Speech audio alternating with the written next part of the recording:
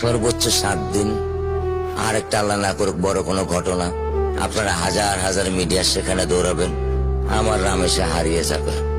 তার 15 দিন পরে বা 1 মাস পরে বা 5 মাস পরে আইনের ফাঁক ফোকর দিয়ে কোনো না কোনো ভাবে উনি জামিনে বের হয়ে আসবে।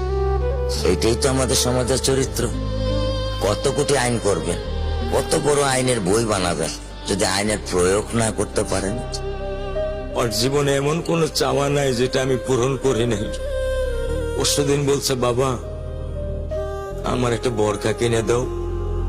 আমি সাথে সাথে নিউ মার্কেট থেকে আমি 1000 টাকা দিয়ে আমার মেয়েকে বোরকা এনে দিচ্ছি। আমি দরিদ্র, ভাঙা বাসায় থাকি, কিন্তু আমার সন্তানদেরকে আমি কখনোই দারিদ্রতা স্বাদ পেতে দেইনি। আমার স্যান্ডেলটা দেখেন 3 বছর পুরাতন ছেঁড়া, কিন্তু আমি আমার স্যান্ডেলটা পাল্টাই না, সেলাই করে নেই, কিন্তু আমার বাচ্চাদেরকে আমি কষ্ট পেতে দেই না। শুধু একবার বলছে, বাবা লেসে খাবো। আমি 1 মিনিটও দেরি করিনি, 1 মিনিটও আমি দেরি করিনি। ও আমার একটা হৃৎপিণ্ড।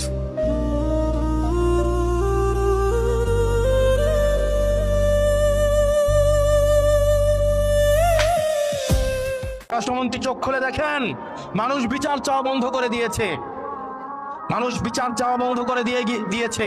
আপনাদের কি অধঃপতন হলে মানুষ আর বিচারও চায় না, কারণ সে জানে বিচার চেয়ে লাভ নাই, কারণ সে বিচার পাবে না।